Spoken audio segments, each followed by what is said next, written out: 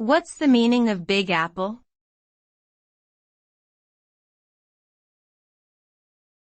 Big Apple.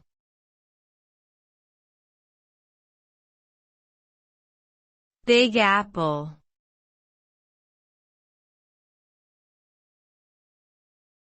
Big Apple.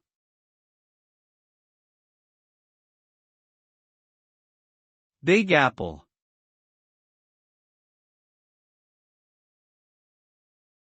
Big Apple is a nickname for the city of New York.